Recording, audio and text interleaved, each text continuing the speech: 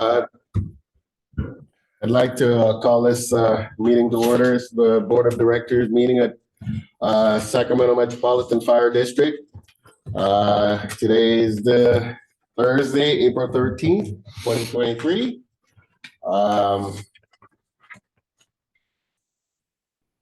Madam Clerk, would you do a roll call, please? Director Taylor, Here. Weber, Present. Sheets, Present. Gould, Present. Order Johnson, right? Present. Jones, Here. Costa, Downey, President Clark. Here. The lights. Lights are off. Mondays. Metro Cable announcement. This meeting of the Sacramento Metropolitan Fire District will be telecast on Metro Cable 14, the local government affairs channel on Comcast, Consolidated Communications, and AT&T U-verse cable systems. This meeting is also webcast at metro14live.saccounty.gov. Today's meeting replays on Saturday, April 15th at 3:30 p.m. and Sunday, April 16th at 11:30 a.m. on Channel 14. This meeting can also be viewed on youtube.com/Metro Cable 14. Next, we go to a public opportunity to discuss matters of public interest with district jurisdiction, including items on or not on the agenda. We have speakers. Do a pledge to the flag. Oh, that's right. Thank you. We need to do a pledge to the flag first. Thank you. Director Sheets, would you lead us in the pledge? I Pledge allegiance to the flag of the United States of America and to the republic for which it stands, one nation, under God, indivisible, with liberty and justice for all. Thank you, Director. Okay, and we already made the announcement, a Metro Cable announcement, and a public opportunity to discuss matters on or of public interest within district jurisdiction, including items on or not on the agenda. We have speakers.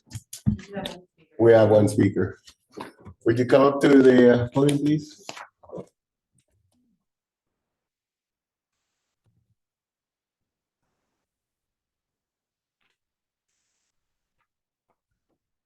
Members, President Clark, Chief, and staff. My name is Roger Mitchell.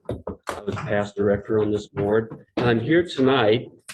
Before you, you have a page out of the magazine from the Horseless Carriage Club of America, the Gazette. They have a program, as you can see at the bottom, of having a 100-year plaque for any vehicle, train, airplane, fire engine, that they will supply that you can put on the dash. You are the very proud owner of Rio Linda's first fire engine, affectionately known as Old Bessie. So I've talked to the chief in the past. We will be happy to do all the paperwork, pay the $5 fee for the plaque, and be able to place that on that engine for you. But what I'd like to do with that is, let's make this a big celebration. I mean, let's get some press for Metro Fire. Have the press here, just a big organization. Now, I have a hat with me tonight. I don't know, I was told an employee of this district is making this hat. I don't know what it's made for, but it certainly fits the scenario because it says Engine 1 celebrating 100 years. Now, I was told tonight, maybe it's being made for Sacramento City because they have some, but it still fits our scenario.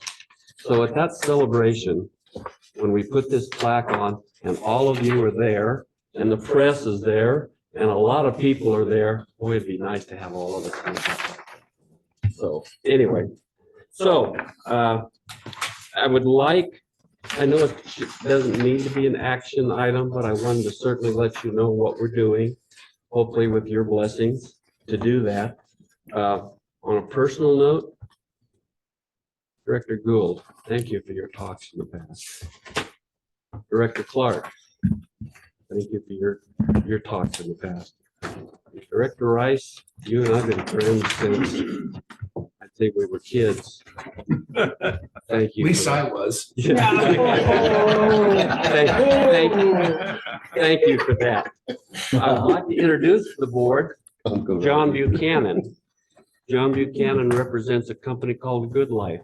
Without taking too much of your time to give you his history, he's been a fire chief in 3 or 4 different districts. But his company is committed to raising the funds to restore Rio Linda's old fire station. Now, it's not Rio Linda's, it's yours. But it was built with World War II War Powers Act money. That's what's so important about this building. And it's not going to represent Rio Linda, it's going to represent this district. So, and to show you how committed they are, they wrote a $10,000 check to start it off with. So I'd like him to say a few words, but since you own the building, maybe, and I say maybe, you can find in your line item budget when we kick this off to start getting the funds together.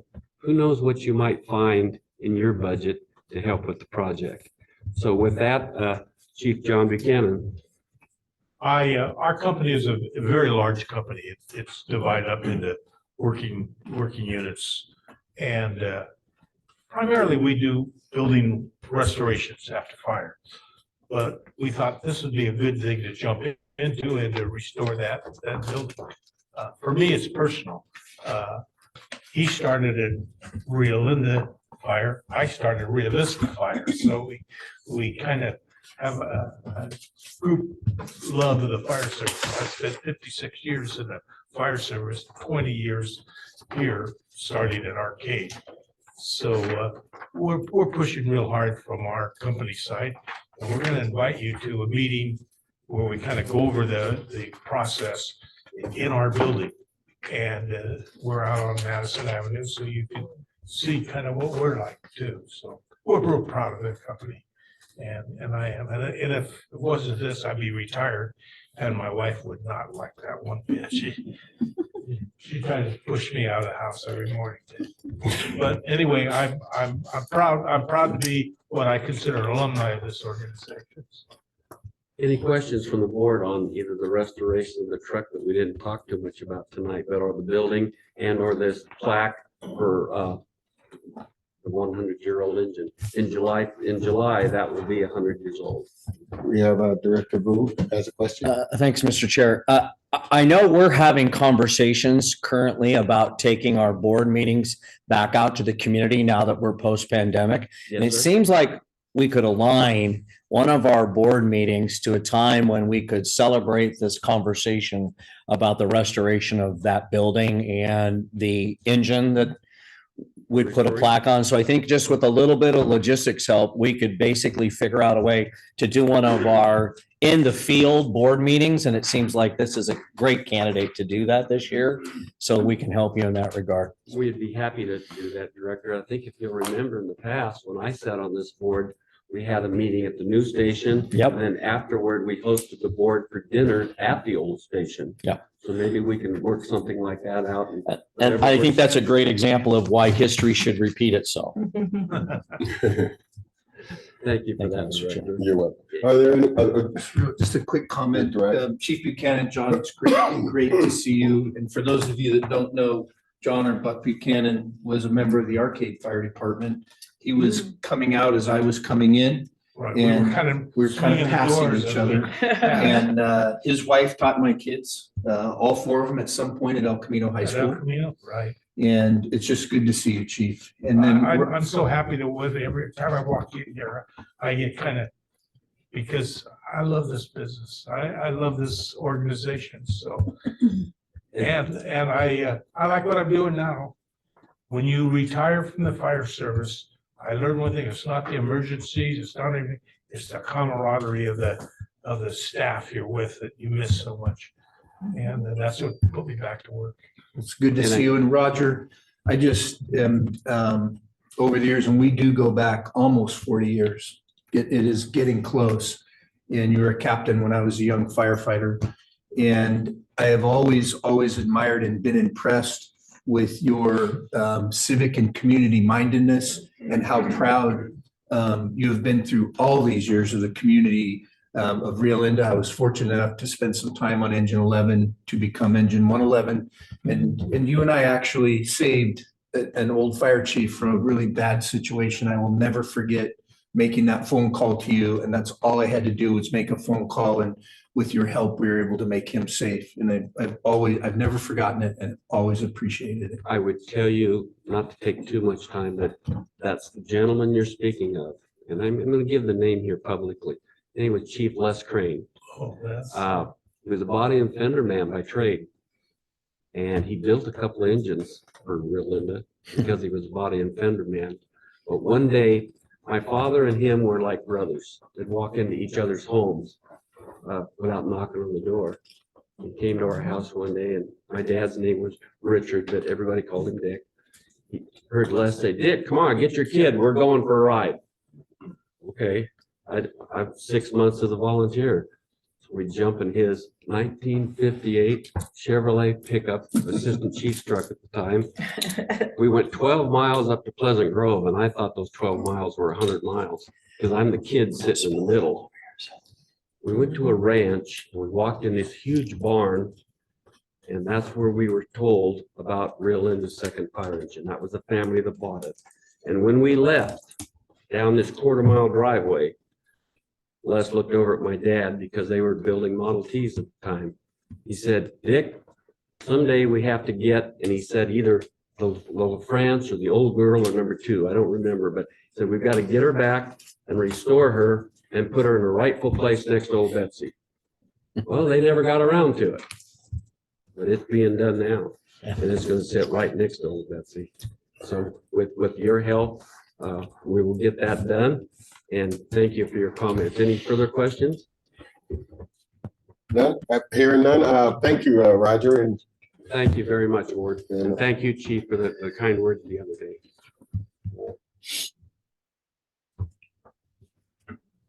all right, moving on. Next item on the agenda is consent items. You've all had a chance to look at the consent agenda. Do we have any questions? Mr. Chair, I make a motion, we adopt. I second. Okay, we have a motion by Director Gould, a second by Director Brewer. Would you call the roll, please? Director Saylor. Aye. Director Wright. Aye. Aye. Gould, Aye. Wright, Aye. Jones. Aye. And Clark. Aye.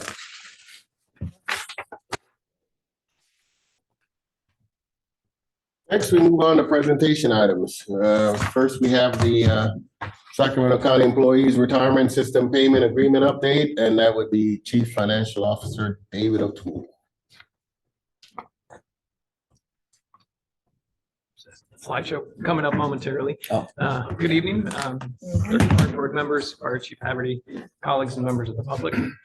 What I'll be doing tonight is a fairly brief recap or introduction, depending on your experience with the issue, with this Sacramento County Employees Retirement System, SCRS, and the payment agreement that we have with SCRS. So a little starting with background, in 1997, the American River Fire District absorbed Florin Fire. And with that, there's SCRS liabilities, because Florin is a member of SCRS as well. In 2000, of course, Metro Fire was inaugurated, began, and with that, they assumed the SCRS liabilities of American River, and of course, Florin with that. If we flash forward all the way to 2018, many of you were on the board then, may recall that at the time Metro Fire was advised of their unpaid SCRS liability to those retirees of American and Florin. And the calculated total there on the presentation you have is the total SCRS liability at the time was 45 million, and it was to be repaid over 20 years. Annual payments for this are not fixed. They're sort of like PERS. They're tied to market performance and demographic changes, which has its benefits and downsides depending on how they did in the market. Incidentally, last year, the year that informs our budget calculation for 23-24 was not a good market year for SCRS. So the the SCRS recommended payment is 4.8 million for 23-24. Incidentally, we paid 2.8 million this year, so an increase of 2. That's their recommended payment. The minimum payment in accordance with the agreement would be 1.5 million. Yeah, I didn't know this on the slide, but some may remember that there was a third district that was where we had a liability that was discovered in about 2020. That was North Highlands Fire. That was about a $3.5 million that was rolled into the 45 there. So I just want to point that out if you're wondering where that piece went. So on this next slide is the two options that SCRS offered us. So on the left, option 1, if you will, with a payoff here in 2034, 35. You can tell it goes from 1.53 million all the way up to 8.62. So it's sort of a balloon approach option. And obviously, they're not recommending that. I certainly wouldn't recommend the balloon approach myself. Their option 2 is just a flat payment, just pay the same amount every year. And they provide these 3-year forecasts for us. So that's why you see the 3 years there. 4.85 million. Incidentally, we do have options in between 1.5 and 4.85, and that is as we're putting together the 23-24 budget, we'll be looking at those options with maybe a lower payment than 4.8, maybe extend the years a year or two within what's permissible in the agreement. And that's when I come back with the preliminary budget, we'll have a recommendation for you then.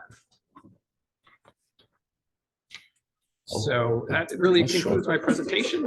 That's the update. 2 slides. Presentation item only, of course, so I welcome any questions or comments. Do we have any questions? Go on. Mr. O'Toole, thanks for the 3-slide PowerPoint. That was great. Appreciate that example. But what I don't see in the numbers is the number of individuals that are participating in the SCRS element. It would be nice to kind of look at that. And do you project at any point SCRS giving our employees options to move to PERS? Yeah, these are all retirees that we're talking about. So Okay, but again, they're locked in at SCRS and have no options. You got to stay with that plan. pay that for as long as they're on the earth, yes. Okay, thank you. And they just built that new building over in West Sac, right? Wait a minute, SCRS has a building in West Sac. Yes. Doesn't make any sense. Sacramento County. Director Jones? Yes, thank you, Mr. President. Mr. O'Toole, if they are, I'm just a little bit confused in the sense of, I read through this and it looked like, it'll be a year sooner if we pay the 4.8. But how can they project out, or how can we project 4.8 if just in the last year, it went from 2 to 4.8 or 4.2, whatever, it was like a double increase. So what, do we get our money back? We pay this 4.8 and the revenues for them go up and our liability is lessened? If we pay the 4.8, there's the whole market side of it and what happens in the market. So they're assuming just a very modest growth. We pay the 4.8 every year, and we'd be finished by I think it's 23, 33, 34. But it changes every year because the market, if the market were to do really well next year, which means this year where it's reflected in next year's budget, which we don't think is going to happen, then the amount would be reduced. As I said earlier, we only had to pay 2.8 million last year. So it's adjusting every year. Correct. And then the adjustment period is 3 years. That's why you saw that balloon payment where you only had to pay 1.5 and then 2 years later, it's 8 million. And then could you just repeat please what the third option payment between 1.5 and 4.8 with the final payment? So the third option is the discretion that we have to pay somewhere in between that minimum of 1.5 and what the recommend. We could obviously pay the whole thing off. We don't have to pay 4.8, but I'm definitely not recommending that. No. But we typically we're kind of using that as boundaries, if you will. Like the most we would pay is 4.8 because it is. SCRS wants to get their money quickly. They give us an aggressive recommended schedule, and then the minimum is 1.5. Well, I'll look forward to that third, a little more discussion on that third Part of option. the budget. We've been dealing with adjustments to SCRS for 23 years. So, and it's always been increased. I mean, that's life, but just, we've seen this push and increase many times over the last 2 decades. So what it is. Any other questions? Okay, thank you, Mr. O'Toole. Mr. Clark, may I comment on this? I think that, as you look at the horizon of the large ticket items for the district into the future, this is one amongst several that the board really needs to have kind of a high level discussion about in terms of, how to approach some of these big ticket items. So some of the others are workers' compensation reserve fund. Another one is, how to approach capital improvement. And you have some increasing labor costs this next year as well that are pretty significant. So what I don't want to have happen for you is to consider this item singularly, right? It needs to be placed on the buffet table, if you will, and so that you can look at all of these big ticket items and have a collective approach, a financial approach to them all, because one affects the other. And in terms of, it's kind of like thinking about buying a new pickup truck and the next month, let's consider buying a new car. Pretty soon you can't do any of it. So, I just want, and Mr. O'Toole and I both we're trying to present to you some of these larger considerations, these bigger questions to you ahead of when you have to think about, the minutiae in the budget, because these all affect that. And it's going to be a difficult set of decisions for you. So I just, we're trying to bring some of these things to you over time ahead of that crunch time for the budget, because there's pressure at that time period. So, the insurance is another one that we brought to you at your last meeting, right? So. Anyway. Yes. Chief and Mr. O'Toole, this for my refresher, any of the SCRS discussion and the SCRS payment or any of these, this is an annual budget discussion, correct? And that number can move depending on what the market was or what kind of returns that we saw there. And I hate to say it, but it's kind of a little bit of a moving target that we have to consider. In the year that it's low, we shouldn't be jumping up and down because the payment's 1.8, because somewhere you're going to see an equalization. And I'll just be dangerous, is the 4.8 or 4.58, whatever that was, what have we seen traditionally in the past? It sounds like, less than 2. What have we seen as a high number? And it's just out of curiosity, you don't have to be super accurate. 4.5 million. Okay, we're kind of right there. Okay, thank you. Good question. Yeah, very good question. Thank you, Chief, for that comment. And Mr. O'Toole. All right, next budget item on the agenda is action items, and there'll be budget amendments to 212A and 212D mid-year budget for fiscal year 2022 and 2023, and that will be addressed by Deputy Chief Mitchell. Yep, and you read that right. I'm coming to you tonight for a budget adjustment. Okay. And I brought up the heavy hitters back here just in case. When I figured out why I got associated with this, Dave asked me right before the meeting to present the prelim budget for this year. Okay. And I immediately declined. So anyways, Smart. good evening, everybody. This is an action item coming to you tonight because it adjusts the mid-year budget resolutions that you did here recently to align with the best practices and really account for a couple of things that needed to be updated in that.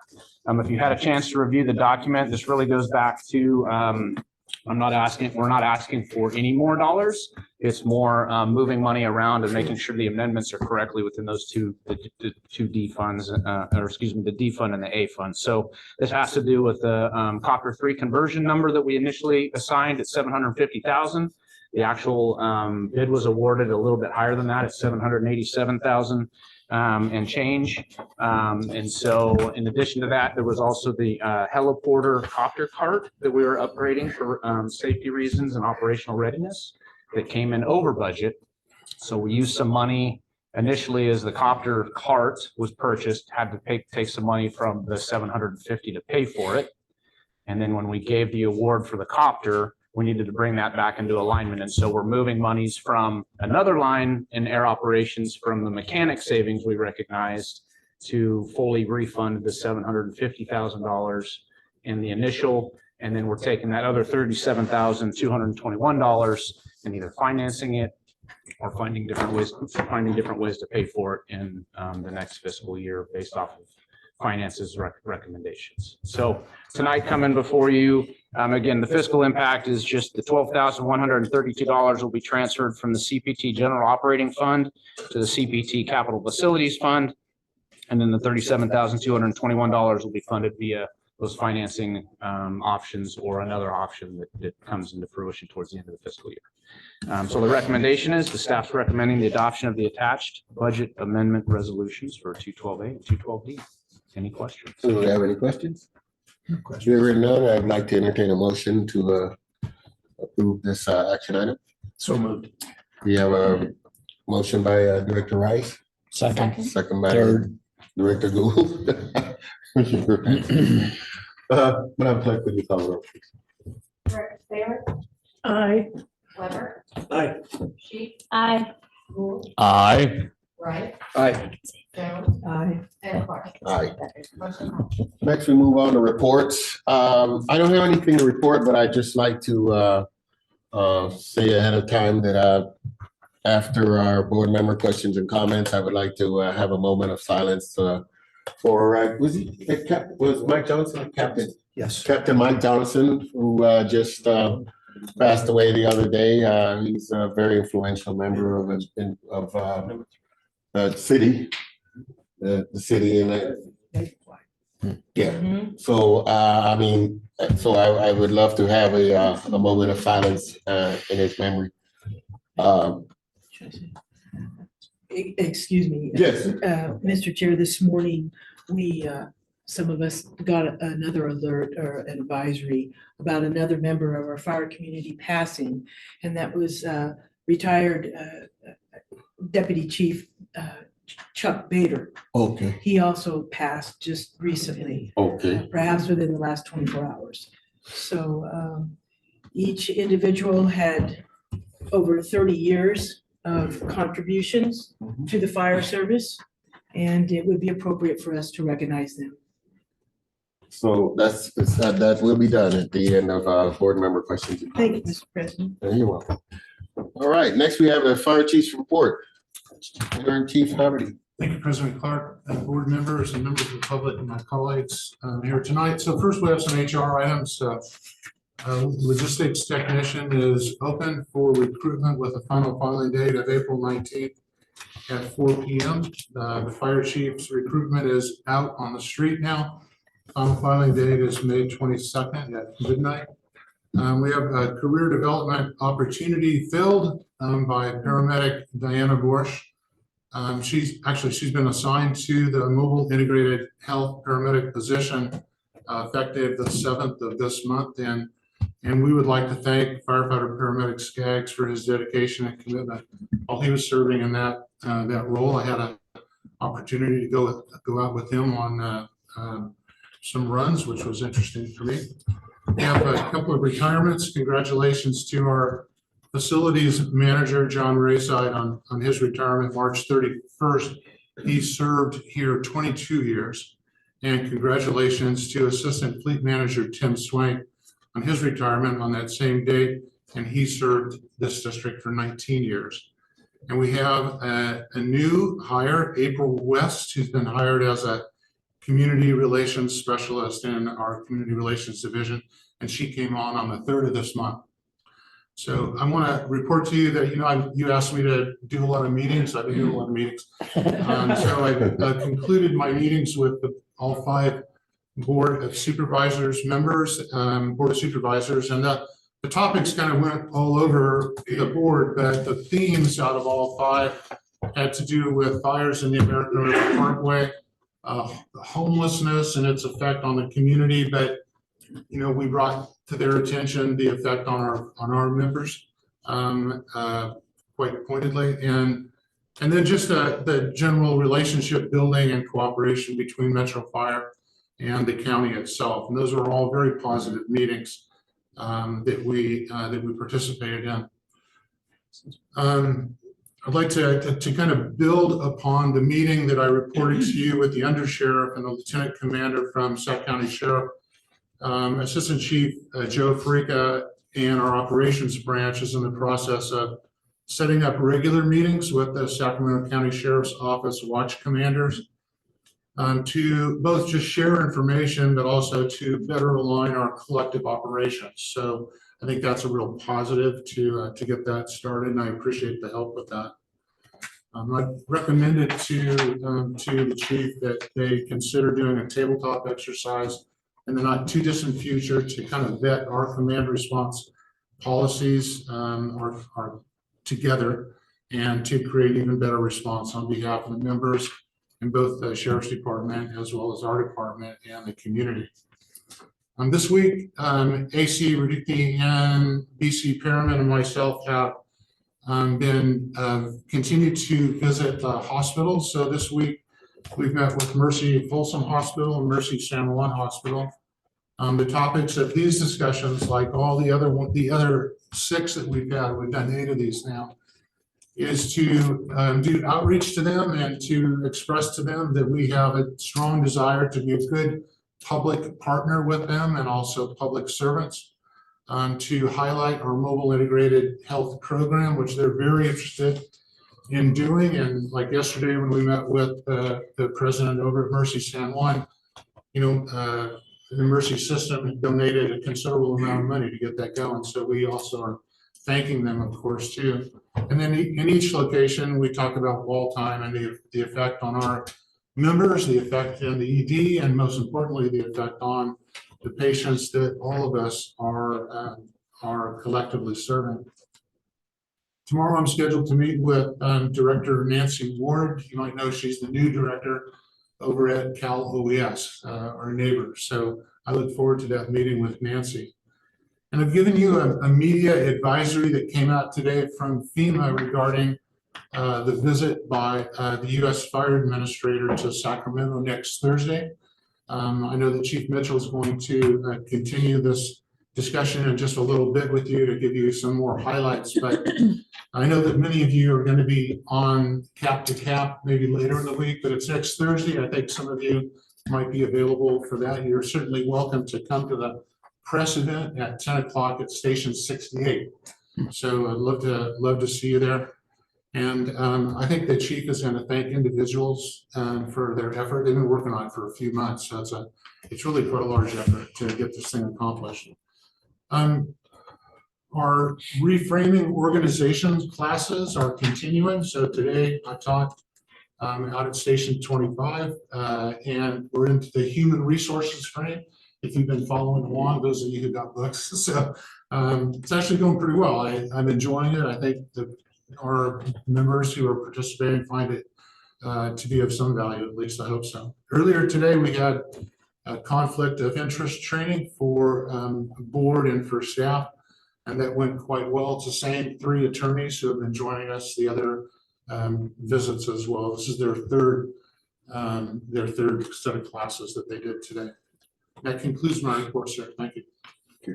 Do we have any questions of the chief on this report? Yes. Thank you. Director Weber. Hi, Chief. In line with the wall time, there's a similar situation that is happening, and either yourself or your staff, if they're not aware of it, if they can look into this to build a better relationship. Kaiser Roseville is on constant diversion for the county of Sacramento, meaning they will take a patient from Forest Hill, but will not take a patient from 2 miles from their hospital. And it seems like this issue's been going on, well, we've been dealing with it for many years, but I don't know what the challenge is, what they have with the county of Sacramento and specifically us, but I would like to have somebody reach out to them and find out what we can do to bridge that. Because if we have code 3 patients and they're diverting, that's not a good thing for our people. I mean, our people as far as our public. Right. Yeah, Chief Radicki, he's very well versed in this. And when we visited the CEO and her staff at Kaiser Roseville, they listened and the chief was able to articulate our concerns quite plainly, I shall say. And the solution is in their pocket, really. So we will continue to talk to them and tell them our concerns. I don't know if the chief is here, would like to speak to that. Would you, chief?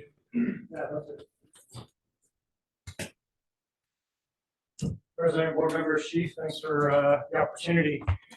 John Renicky, Director of EMS. And as chief alluded, we have been really working on our relationships with the hospital staff, and really we recognize the positions they're in, as well as they're hearing our position and our intent to support them and our members and ultimately the patients. I appreciate you bringing up that point, and what we're doing in EMS, in addition to the meetings with the hospital, is we're engaged in our local LEMSA in Sac County as well as Placer. So we have the relationships there, and their ability to go on diversion to us is concerning. Though at times they do have good reasons. Obviously, in the hospital systems, they have their processes that they're going through and the services that they could provide. And there's many reasons. As being good partners, we listen to them, and ultimately we're going to continue to engage and share our concerns, as well as attending the LEMSA meetings both in Sac County and Placer. And then above that, obviously the LEMSAs themselves communicate and have meetings to discuss that. But thank you for bringing up that point, and we'll continue to share our concerns. Well, thank you very much. I just want to make sure that we were engaging, and you are. I appreciate that. You guys are head involved. So thank you. And thank you, Chief. Director Salas? So, so what should I tell my constituents? Because a lot of my constituents live very close to Kaiser Roseville. Yeah. And when they can't go to Kaiser Roseville because of this situation. Yeah, I wish we had the magic answer. And sometimes the diversions, though specifically to excluding a county, is a little different. Obviously, what I echo and share with some of the patients we have that call us with those same concerns is try to give some perspective of the hospitals and some of the challenges they have internally, as well as echo what I've shared today is our efforts to advocate for them. And then obviously if they're Kaiser patients, their healthcare system, I think being some self-advocates. To end on a positive note of this is, though there's times we're excluded, the good news is other hospitals are within a quick trip, and the service is right down the road at San Juan. Though I know on the back end that's not always great for the patients and their healthcare system, and there's a lot of problems that creates.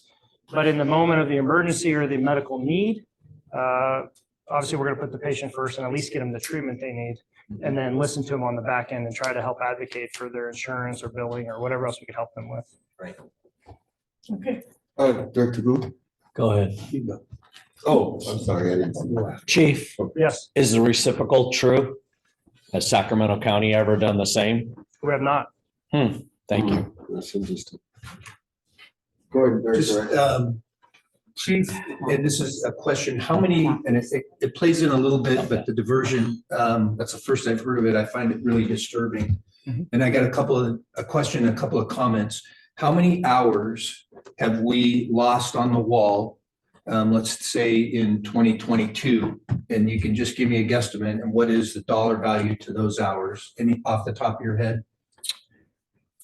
I'd be guessing, but I do have that report and I'll get that right to you. A guess is okay, because it's to further this Yeah. conversation. And so I think earlier in the week, we looked at the January data, just 1 month. And when you look at the hours and an average cost per person, which is what happens is at the county level, they track this, and the dollar rate they use. What I mean is, how much money is Yeah. Metro Fire losing on the wall at our local hospitals per month? Hundreds of thousands of dollars a month, probably. Okay, in the that's good enough. We, and we in the fire service are really good at this. And I've watched the police department do this for many, many years. We need to be like them. And we will always find a way to end the problem, make it better, but it's always at our own detriment. And where I'm going with that is this district, I live here, I raise my kids here, we are paying hundreds of thousands of dollars because our members are stuck on the wall and unable to give service to the community that pays for it. We need to get tough and we need to get mean and we need to make it so that we mean business. And I'll tell you why. The APOP bill by Assembly Member Freddie Rodriguez, AB 40, guess who is front and center opposing that?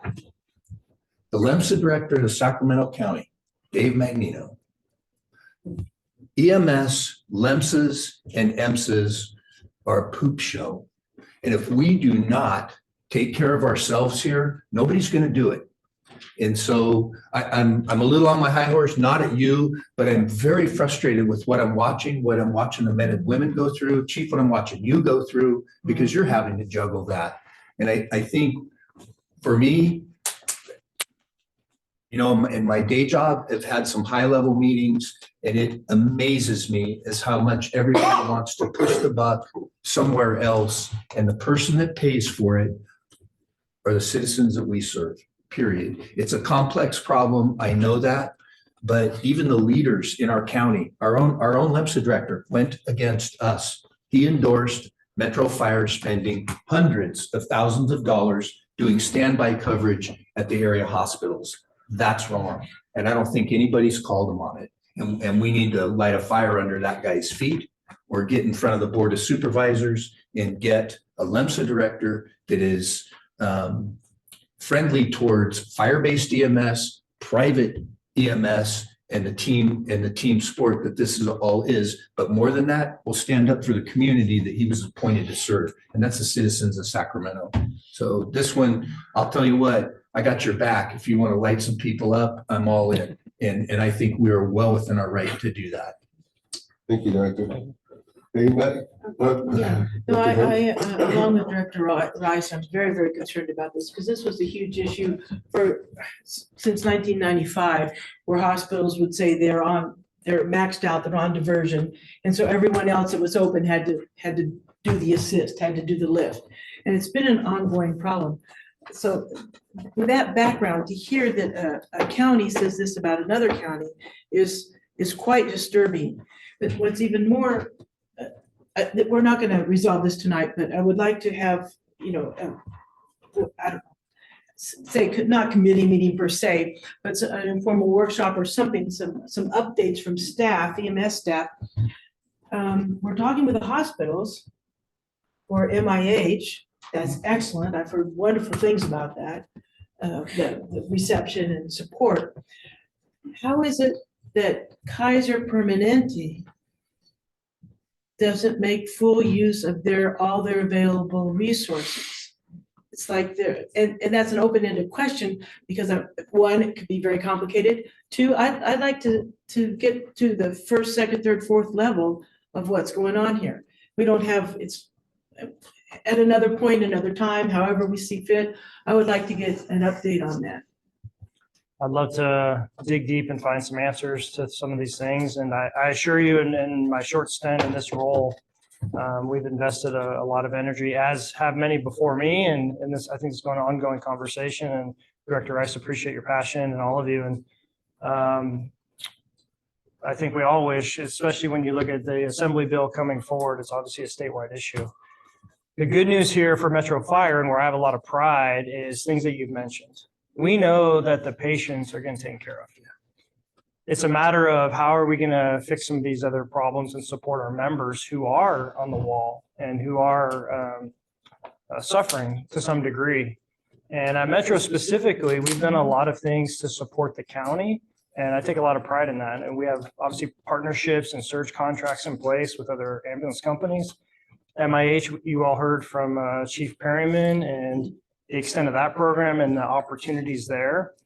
And as Chief Haverty mentioned, the presentations we've had with the hospitals, there's a lot of excitement, and there's opportunity of this niche and where we're missing the service delivery, which will help with the patient load on the ambulances and potentially have impact. So I share some of these to say that from what we control, we're doing a really good job.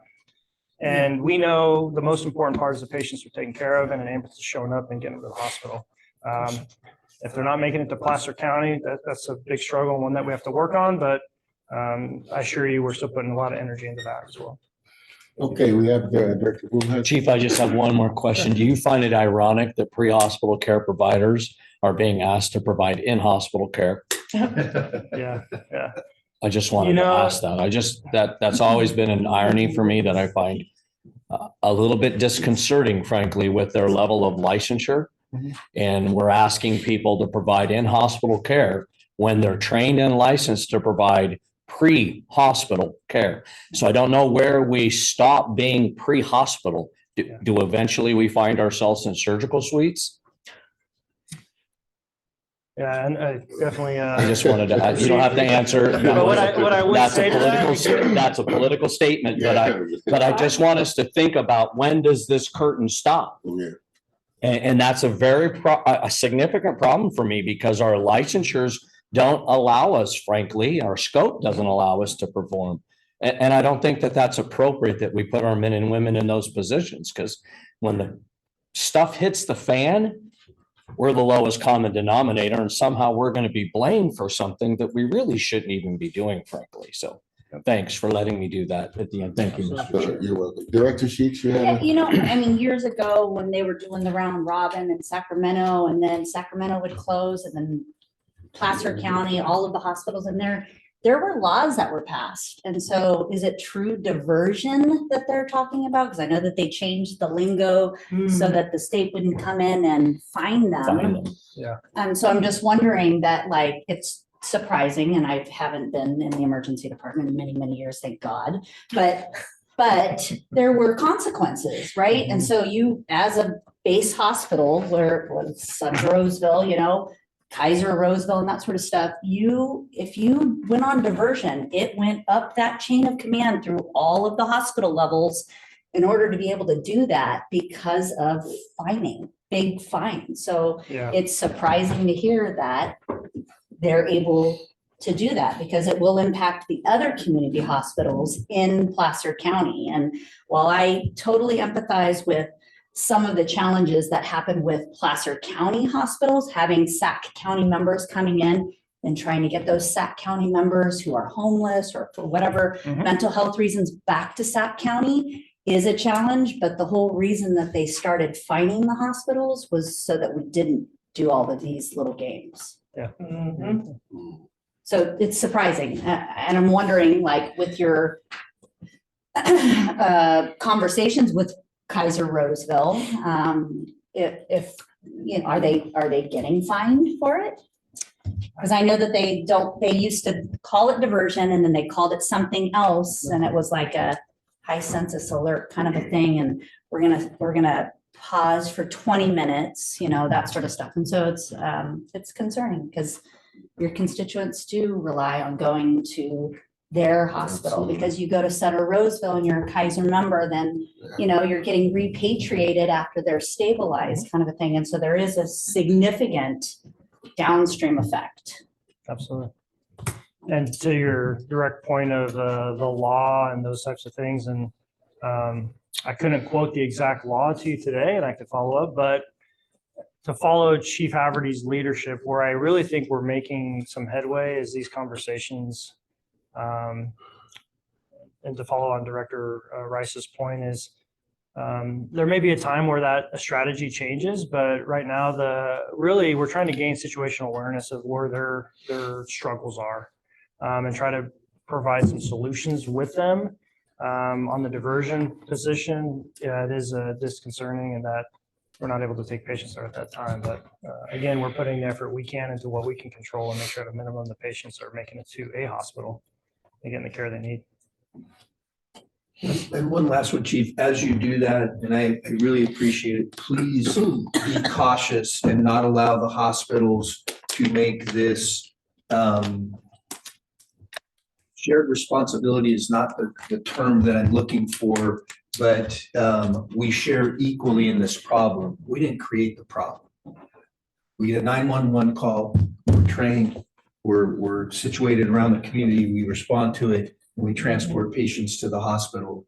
The issue begins once we cross the threshold and not having our patients receive that highest level of medical care as quickly as possible. Don't let the hospital assign the fire department, period, or Metro Fire a role of responsibility here. They need to own this. And I think we need to really push hard on them that this is your issue. And we're going to work on our end to fix it, but you will not fix it at our expense. So just be careful because they'll do it. Thank you. Appreciate the best. Any other questions? Hearing none, Chief, thank you for your report. And Chief Radnicki, thank you for answering these tough questions, and thank the directors for some great questions and comments on this one. That's one wall issue. That's a time issue. Next, we have the operations report, and that would be Chief Mitchell. Thanks, Director Clark, and again, good evening, directors. I think just one more statement on what we've been dealing with for a long time here in Sacramento County and beyond. We will not respond our way out of this. We will not add enough ambulances. We will not be able to fix it that way. I think we need to be very cognizant that this is going to be a multifaceted approach, and we just understand and know. I just wanted to tell you, we are working on many angles, including legal, legislative, and through public information and education to deal with it, and it's going to take that. Alternative destinations, telehealth, MIH, social paramedicine, some of those other things are going to be part of the solution, but it's not going to happen overnight. And so just as we've talked many times, Chief Radnicki and beyond, our pre-hospital care professionals, firefighters, men and women that are out there are pre-hospital. And so we're looking at every rock that we can turn over to figure out how to do that in many different ways. So hopefully that helps drive that point home. We are dedicated to doing that. We have been working on that. So just real quick to the Chief's point about the United States Fire Administrators upcoming press junket that's coming through our county and really to our agency specifically. When Dr. Lori Moore Merrill reached out to us, very happily accepted her invitation to help host, understanding that week is very, very busy, as Chief mentioned, with Cap to Cap. I also have the CalJack conference going on down south. A number of our members are going to be engaged in those things. I just wanted to point out that the planning team that has been assembled to put this together and really roll out the red carpet, as Metro Fire always has and will continue to do. They jumped right in, and we've been on weekly calls with the United States Fire Administrator, National Fallen Firefighters Foundation. We've engaged our relationship with Cal OES, with Cal Fire, with also the governor's office, and many others to get this put together. But I would expressly like to thank Chief Green, who's assigned as Assistant Chief in Operations, PIO Parker Wilborn, Carmen Delgado, Joe Guzman, as well as Brenda Briggs, that has been the core of that. And I know there's many others that have been involved on the periphery, but it has been a weekly call with those folks, and a lot of stuff got done to get us to where we're at.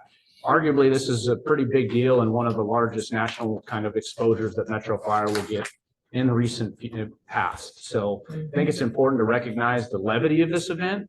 And I know that not everybody's going to be able to make it, but with Chief leading us off and starting that event on that national level, it's going to be a really, really big deal for that.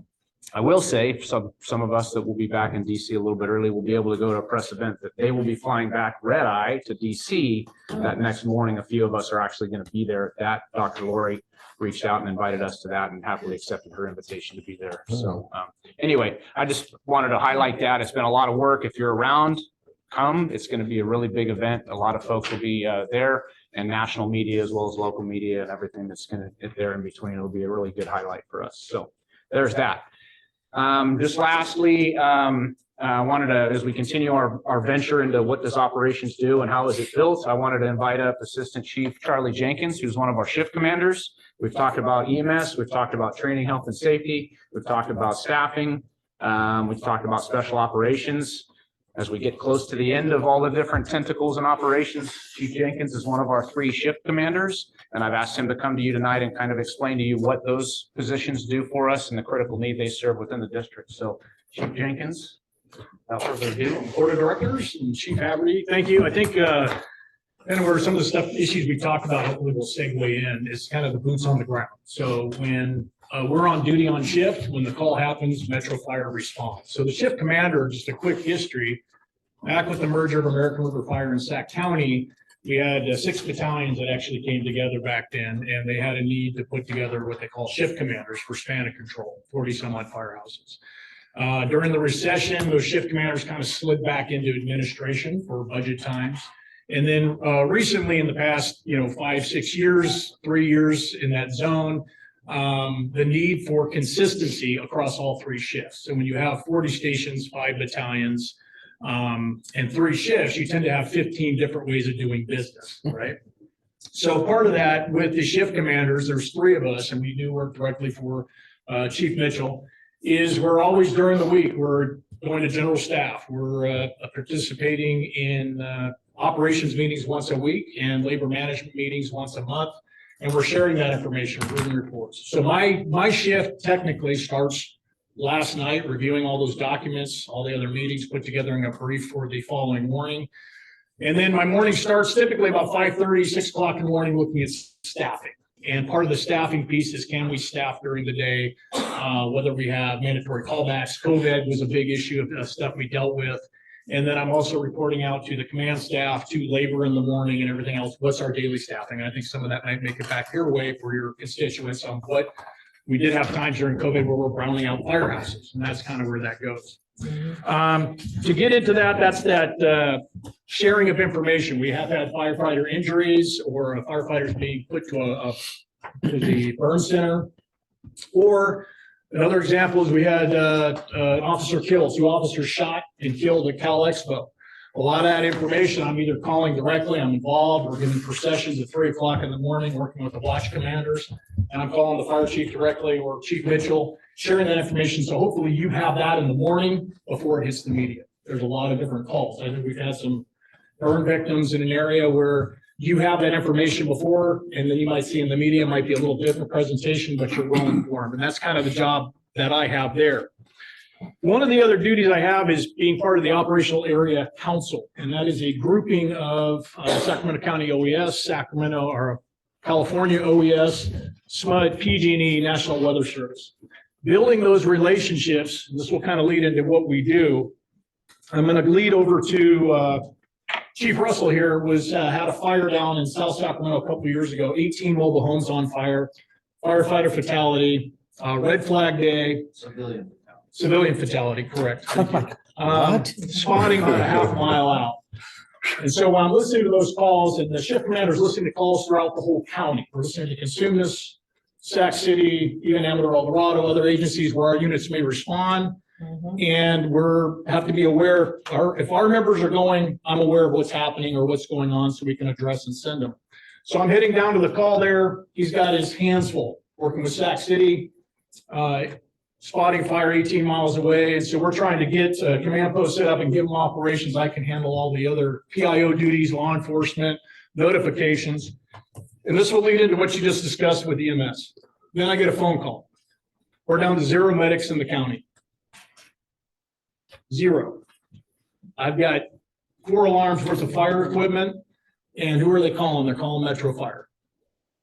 And so with that being said, that's where I can say Metro Fire is the guardian for Sacramento County, because that's where I am pulling myself back and I'm starting to make phone calls.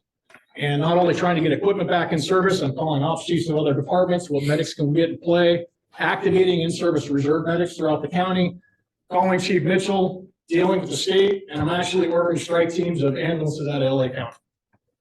We never caught them, but we're trying to solve the problem for Sacramento County. Yes. So I'll change gears again. January 1st came on duty, was passed on over to me. We've got the flooding. I know, I'm going to say Chief Rice, but Director Rice. Captain Mitchell, you've been around a long time too. Being around in the county of Sacramento, we get the rains and the floods. I know Rio Linda, Alberta, Oroville's flooding, it's coming over the top. Being aware of that. The American River, 100,000 cubic feet back in the latter 90s. Being aware of that. Consumnes River breaching at Wilton, being aware of that. When I came on duty, it was already hell in a handbasket. Copter had been flying all night, pulling rescues. I'm getting phone calls. I can make those decisions to send a copter down to the southern part of the county. The fire chief gives me that authority. Ops chief gives me that authority. We pulled a victim. This was pretty surreal, driving down Highway 99, completely shut down. got down there flooded, 6 feet of water, probably 30 cars abandoned in the middle of the road, and our copter pulled a civilian out of the car that would have died. He would have been hypothermic. I think there was 3 fatalities in cars, and I think it was 3 fatalities that drowned and some other trees that had fallen. So another aspect of what we do, making those decisions. About a week later, we had another big event that hit. I was actually at Station 64. It literally, I don't think I've ever seen the wind hit that hard. And power went out at the fire station. Calling around the other BCs, got them on alert. There was a time that 3 battalions in our district had 0 fire equipment available. They were all on power lines down. Proud moment for Metro Fire as I pull the red handle. I'm calling chiefs. We had people from CRD coming in, crews from trying to get CERT. They came in to help staff and bring people into relief fire crews to get them back in service to be able to respond to calls. That was very, very important. Dealt with helicopter resources into other counties. U.S. Congressman Kevin Kiley was very appreciative. He has 3 stations in his district. When we do send them out to El Dorado, Amador, El Dorado, that's being that regional player. Other than that, if you have any questions for me, that's kind of a brief synopsis of the shift commander and taking care of the citizens of our community. Do we have any questions of Chief Jenkins? Yes, Director Rice. Great job, thank you. And I just want to compliment you on a couple of youngsters, I believe they're twins, playing for UConn. They are, yeah. Congratulations. Appreciate that. That's awesome. Great job, Charlie. Director Thank you. Mr. Sailors. President. Charlie, I just want to say thank you for always taking my phone calls and always being there for everyone out there in the communities. Thank you very much. And I will say it's the crews that are out there, and I know a lot of the political issues that we deal with, when they call, we respond. Yeah. Thank you for that. So we have Director Jones. Another big thank you. Well done. Keep up the good work. Terrific, terrific presentation, story, background, Absolutely. history. Thank you. Thank you. Okay. Chief, we have a question in the audience. Not a question, Brett. Or a comment. Chief, you mentioned my neighborhood, thank you. I remember fondly the day this man was a fireman. And sit here in this room and look at where he's elevated to in this place. So, thank you.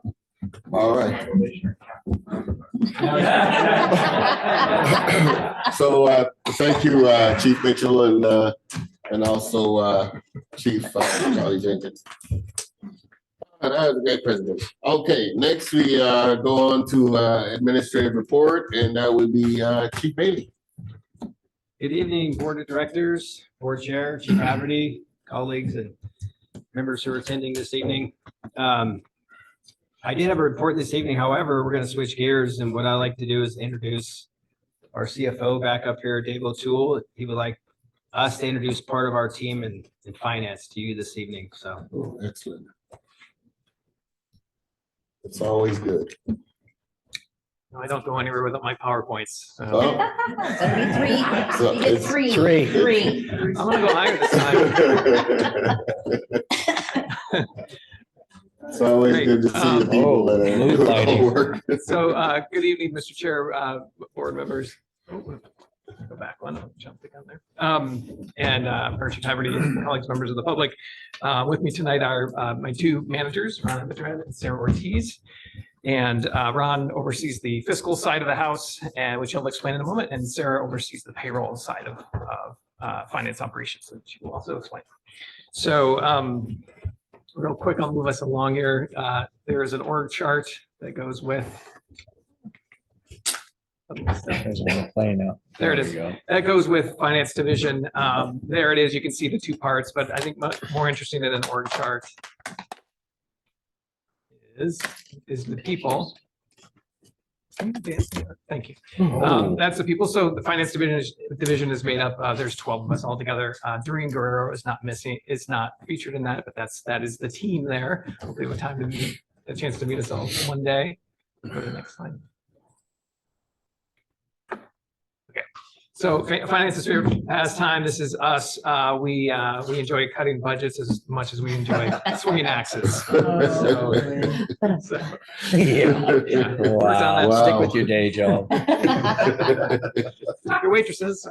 Okay.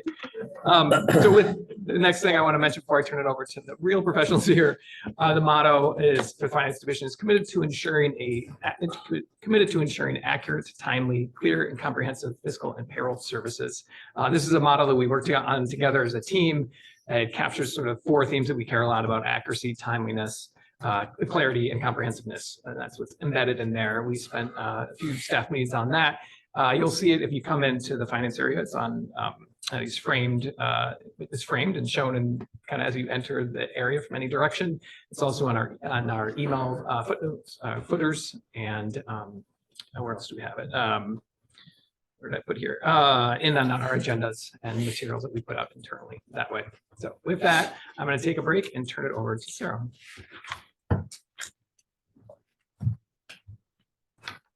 Good evening, President Clark and directors. My name is Sarah Ortiz and I am the payroll supervisor here at Metro Fire. Thank you for the opportunity to come before you tonight to help you get to know your payroll division here at Metro Fire. Stop me if I go too long because I am really proud of my team and I could go all night long. I have notes to keep me on track, so don't worry. Payroll is made up of 3 of us. It is myself, Robin Almeida, who is our payroll analyst. She's here this evening. And Emily Brown, who is our payroll specialist here this evening. Robin has been here over 10 years and Emily has been here over 9 years. Here are just some of the services that payroll provides here to the district. We are responsible for budgeting all labor accounts across all divisions for the entire district. We report all CalPERS and CalPERS compliance for active and retired annuitants monthly. We manage all employees' accrual balances from sick leave to vacation and any other accrual banks.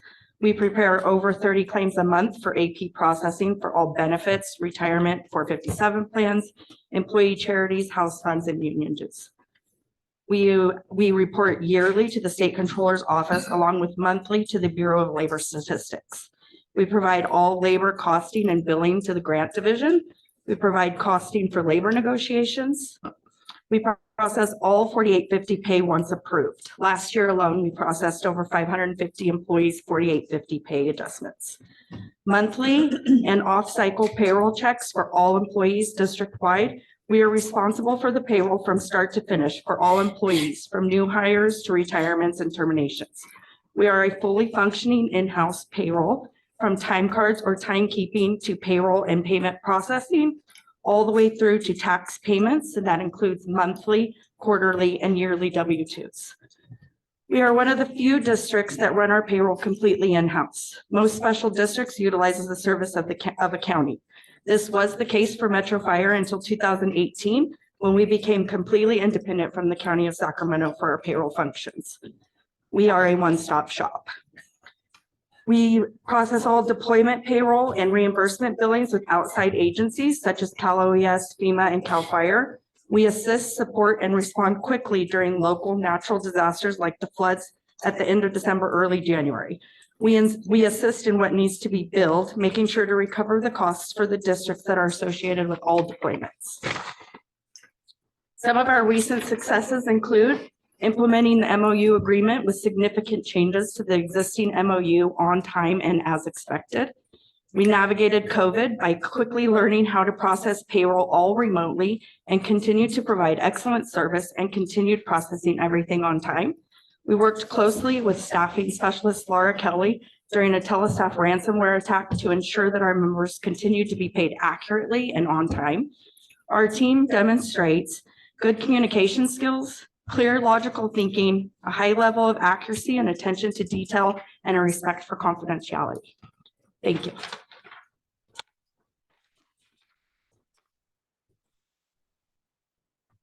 Good evening, directors. I was told that I should keep my remarks under 1 minute, and so I'm happy to. So my name is Ronnie Pedrad. I've been the district controller since 2012. Prior to being the district controller, I was an auditor specializing in local government units and special district audits. I am also a CPA licensed with the state of California. I've been a CPA for almost 2 decades now. So what is a controller? Controller is just a fancy name for the district's lead accountant. I kind of like how it sounds. It sounds sophisticated, but truly, a controller, the controller's job is simple, but not easy. So in a nutshell, I oversee the district's accounting and record keeping, ensuring that all the money coming in and going out are properly accounted for. So within the finance division, there's eight of us in our group, and that 8 is R. Marie Jones, Tara Miller, Nati Manalo, Zelma Houston, Renee Falls, Vivian Guerrero, and Damon Chu. I hope I didn't forget anyone. But so there's 8 of us. So this small group, we help ensure that our accounting system and the district's internal controls are properly working. We make sure that we safeguard the district's or the public's funds, making sure that we are complying with federal, state, and local rules and regulations. So this small group of hardworking people, we process about 15,000 invoices annually from vendors, and we also process about over 10,000 receipts from customers.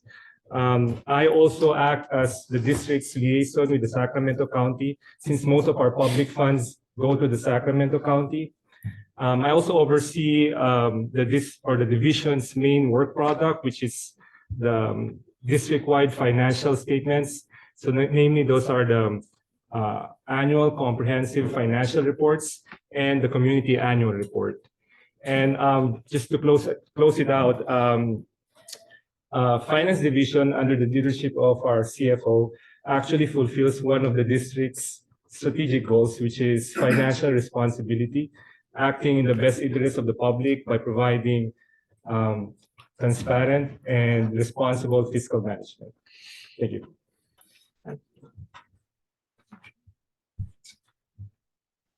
I've just got a few slides left and we'll wrap it up from finance. Ron just mentioned the community annual report and the annual comprehensive financial report. The 2 plaques at the top are the recognition we received from the Government Finance Officers Association, 4th year in a row for the community annual report and 8th year in a row for the annual comprehensive financial report. The 2 awards on the bottom are from the California Society of Municipal Finance Officers for our budget and our capital plan. Both the first time we received those was for the budget for 21-22. So that was the first time we received them. Sorry, for the budget for 22-23. First time we received them. And we were one of 95 entities to receive the budget award out of all cities and special districts that participate in CSMFO, and one of 17 to receive the award for capital. Just a few closing items, initiatives to mention. We have an annual training program we use at Finance. Everyone gets a minimum of 20 hours of training. We recently attended the California Society of Municipal Finance Officers annual meeting that it occurred in Sacramento, and so no travel. But we got quite a bit of training out of there, and each person has a tailored training plan as part of it. We also include metrics as part of our work. We measure how quickly we can move an invoice through the process. We quantify how the payroll transactions we go through, do a lot of tracking of that kind of activity. We have annual goals every year. We have 11. I've listed 4 here on this slide. The Oracle is the main IT system we work with. We're trying to get our work list of items that need to get fixed down to 20 items. It's currently around 30. We are going to complete an internal fraud risk assessment. First time we've done that before. We're looking to have an approved meal and refreshment policy through. And last, we're looking for the GFOA Triple Crown, which we showed you those plaques earlier for the annual comprehensive financial report. And the community annual report, there's a 3rd award for our budget. So we're hoping to get all 3 together. It's a very rare national recognition to get the Triple Crown. And we're hoping to, we will be submitting for that in the fall. And that concludes my presentation. Yes, we have a question for Director. We bring up the house lights. I'm used to. Yeah. Let's see. The mood lighting gets me weirded out. So Dave, That makes it hard to see. Dave, so often this section of what we do as Metro Fire kind of goes under the radar. But I just want to tell you how proud I am of your team and Ron's and everyone's that's involved in the movement and management of money in our department, because at the end of the day, we take an oath to make sure that we take the fiduciary responsibilities that we take an oath to uphold. And you guys just absolutely rock it out of the park every single year with these awards. And I just frankly don't think there's many special districts in the state that haven't run into massive problems with fraud and all sorts of things. And this agency, since its inception, has never had some of those issues because of the hard work that you folks do and the corrections you do. You make our job and our oath easy to do because your team is always on top of this. And if you see minor errors, you fix them right away. So, you know, frankly, I'm super proud of all of you because I never have to figure I'm going to wake up in the morning and across the Sacramento Bee is going to be some article about some fraud within our agency, because I know you guys have got our backs big time. So thank you to all of you that do this work. I know it's not sometimes as sexy as maybe a 4 PowerPoint slide, but you know, it really is. And I'm being honest, I'm just super proud of all of you. And there's just such a long history of significant financial oversight that I really hope the citizens, the 7 that watch this, you know, I just hope they truly understand what a big deal this is, because there's so much negative press about local politics and money that's spent incorrectly. And, you know, the faith of the citizens goes away when that happens. And we haven't had that. And I just want to tell you how much I'm grateful. Yes, we have, thank you. It's a proud tradition. You guys have always been outstanding. I mean, Dr. Gould said that, basically said everything that can be said about that. But thank you so much for that report. It's a great report. Thank you, Chief Bailey and CFO. Chief Bailey didn't do anything. Well, yeah, but Jeez. Smile away. He made it happen. You gotta give him credit. That's his department. And next week we have support services and Chief Wagner. Good evening, President Clark, Board of Directors, Chief Haverty and staff, Tyler Wagaman, Deputy Chief of Support Services. I proudly purchased all the nails necessary to hang all the plaques. Congratulations. Must be a heck of a job. Tonight, the highlight continues, but also ends. I bring you the last division that falls under support services. In this, a very unique division, IT. And I thought back when I was hired here in '97. I did a snapshot of what IT looked like. And back then they were responsible for access control, which I think was like a special handshake to get into the building. Old Pac Bell computers, dot matrix printers, and state-of-the-art Motorola flip phones. And boy, have we come a long way since then, because IT is a component of every single division in this organization now. Everything that we do, they maintain thousands of hardware devices across the district, as well as maintain dozens of software programs that are absolutely essential to each division's success each year. The person responsible for leading this team is an 18+ year veteran of Metro Fire, Director of Information Technology, Matthew Roseberry. Matt? Very good. Thank you. Good evening, directors, Chief Haverty.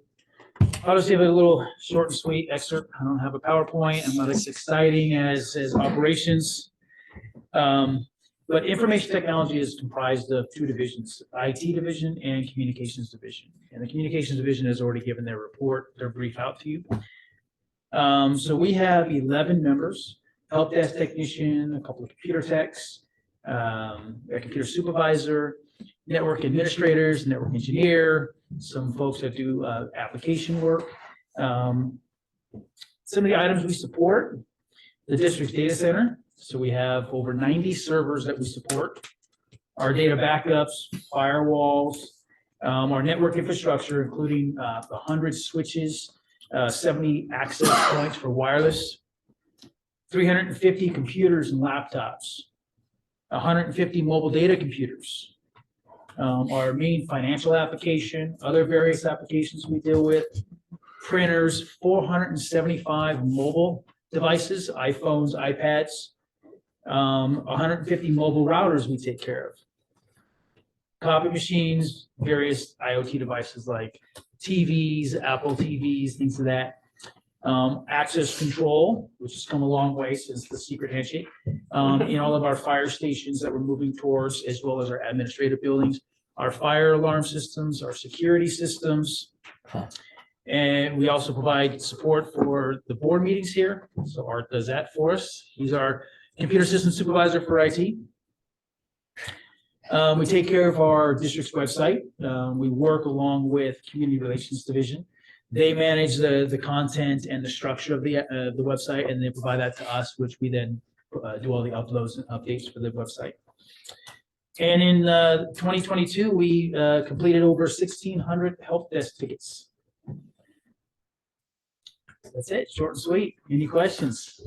Do we have any questions? I can't add up all those numbers. That's too It's a many. lot, like you said, there's thousands of devices that we're responsible for on a continual basis of providing security updates and patches over and over again. All right, thank you. There are no questions. Thank you, Mr. Roseberry. And Chief Wagaman for presenting the, for allowing Mr. Roseberry to give us the report.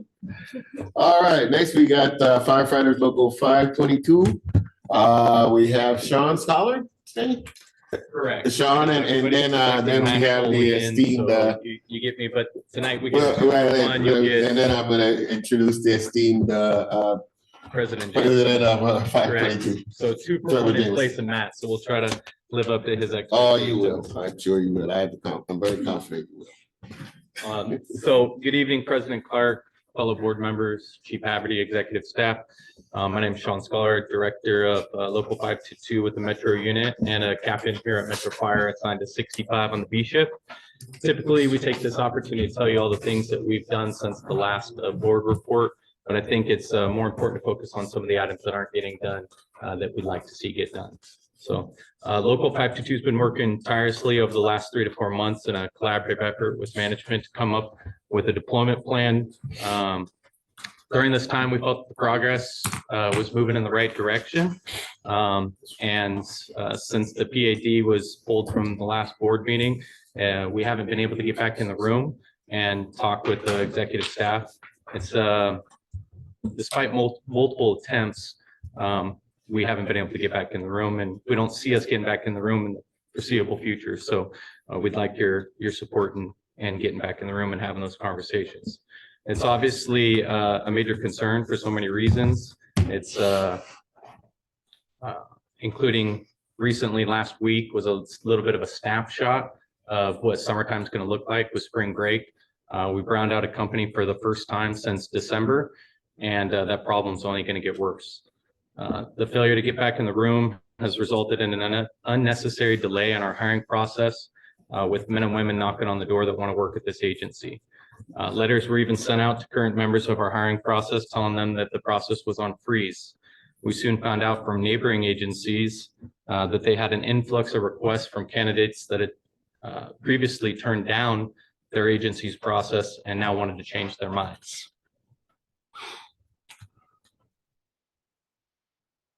Just last week, we made an attempt to prevent a brownout. A solution was brought forth by a battalion chief, was vetted through the chain of command, was presented and was shot down. It was kind of an out-of-the-box approach to not browning out a company.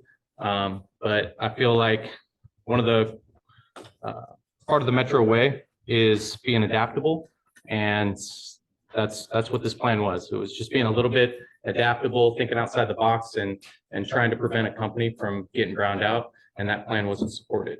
So the burden of the brownouts can't continue to be on the backs of the men and women of Metro Fire. They're running an absurd amount of calls that I know you all are aware of. They need help, they need support, and they need direction. The challenges don't just stop with the struggles of deployment and staffing. We continue to see members struggling to get the treatment they deserve in the realm of workers' compensation. Utilization review has been identified as a part of the process that's causing the biggest challenges for our members. I still can't believe that we allow this part of the process to continue causing pain and suffering to our members. Our agency has the ability to intervene and stop this from happening. Labor Code 4610.5, Section G, the employer can authorize treatment that was denied by UR. Labor Code 4909, treatment can be provided in a denied case without admission of liability. This language is black and white. And just because we haven't been utilizing these labor codes in the past on a consistent basis, doesn't mean that we shouldn't start using them now. I had a member contact me today, letting me know that his surgery request was denied for the 4th time. That's four times. Despite his treating doctor stating that his surgery request had all other treatment options have been exhausted, and they wouldn't get better without surgery, the request was still denied. The reason for the denial that UR gave was that this candidate, this member was a good candidate for plasma injections. Ironically enough, this member had applied and requested plasma injections 5 months prior and was denied. So now they're circling back saying that that's the reason for the denial of the surgery. The process is honestly, for a lack of better words, it is a joke, and not only creates a delay in treatment, but also puts an unnecessary emotional distress on our members. We must change our mindsets and intervene on this shift that is drastically off course. In closing, I want to acknowledge all of your willingness to meet with us. The conversations have been open-minded, meaningful, and we appreciate your time and value it. Director Costa is not here, but I know that his question would be, what can the board do to help? Because he always asks that question. Well, there's 2 key points. First, we ask for your support to get us back in the room to work on a deployment plan and fix the staffing challenges. The longer that we delay, the problem's only going to get worse, and our members are going to continue to struggle with an increased call volume and no support coming. And we're going to lose good candidates that are knocking on the door that want to work here. Secondly, I would ask that you give clear direction to Chief Haverty and the executive staff on when you want to intervene, when you want them to intervene on the UR process for treatments that are denied from our members. We have so many members hurting physically and mentally as a result of a broken system, and your support would be greatly appreciated. So with that, I am contained. I will take any questions. I would like to also say real quick that 522 has been on the front lines of AB 40. Vice President Matt Cole testified on AB 40 side by side with Assembly Member Rodriguez. I know Trevor Jameson here has an opportunity next week to also testify. So we are in that fight. We support it, and we will continue to support that measure. Trevor, are you? I'll go when Sean's done. If you have questions for Sean. Okay. We have, yeah, I know that, Director X. I was just checking to see if there were others. Yeah. No, Mine's really simple. Do we have a member of this fire department that has had an on-the-job injury and has been trying to utilize the system and heal and get better, that is now faced with going on unpaid leave? Yes. Say that. What was your answer to that? The answer is yes. Yes, say that loud. Yes. Yes. That's the only question I had, and I'm going to stop right there. We have a member that potentially is injured on this job and cannot get treated and is faced with unpaid leave. I don't think we need to discuss that anymore, other than I want this fixed. And I'll stop right there. Okay, thank you, Director Weber. Thank you, Sean. Now, I'm sickened by the numbers that are out there as far as the non-treatment of our members. It frustrates me and infuriates me to no end. But can you put another look at this? And again, the membership is suffering horrifically. But let's put another number on it for us and the people that are watching. as far as the financial burden. You talk to your memberships, and I personally have talked to a few of them. Statements have been made by the members. Their doctors have told them that if they would have been treated, they would have been back to work XYZ sooner. Can you tell me a number of days, months, years in some, and how many hundreds of thousands of dollars we have spent on backfilling for not treating these people? I've dealt with so many members' cases, and I'll tell you that each one is very different and unique depending on the injury that they have. You could have a very basic injury. I mean, the one that I was alluding to in here is a pretty basic injury. It's like a $10,000 cost of an injury. My member did lose pay. He's currently back at work. He probably shouldn't be back at work, but he is, because he doesn't like putting that burden on his crew. But there was back pay associated with the time that he did leave. And all these denials, all these appeals, it is a process that costs money. And everything points back to the UR. I mean, everything points back to the UR. And really, our members just want to get healed. They want to get back to work. But it doesn't just affect their work life. It drastically affects their home lives, and their stories that I could share with you, but I won't, because the members have asked not to, but it is affecting their lives at home with their kids, with their wives, everything, because they're dealing with injuries that should have been corrected months, years ago, depending on the injuries. I know there's a huge financial cost to it. I know workers' comp is an increased cost. I think fixing the UR is something that will save this agency money, and it will increase morale, and it'll make us a better place. I can tell you that internally, we are doing everything we can right now in the work comp TPA RFP process to make it better. Working with HR, they've been absolutely phenomenal in the process, working hand in hand, getting this done to try and make it better. What we have to do is we have to start using the labor codes that we have available to us today to intervene. We can't wait till June when the RFP is done. June is too late. Today is too late. Yesterday was too late. We need to intervene right now and start using the labor codes that we have available to make a difference in our members' lives. And I mean, it's so, there's so many things that are attached to workers' comp that we talk about almost every board meeting. We talk about staffing issues. We talk about sick leave usage. We talk about so many different things. It's like, I know for a fact we have members that are utilizing sick leave in lieu of going through the work comp system because they either had a terrible experience in the past, or they've heard a horror story in the past and they don't want to go through that. So they're going to utilize their sick leave.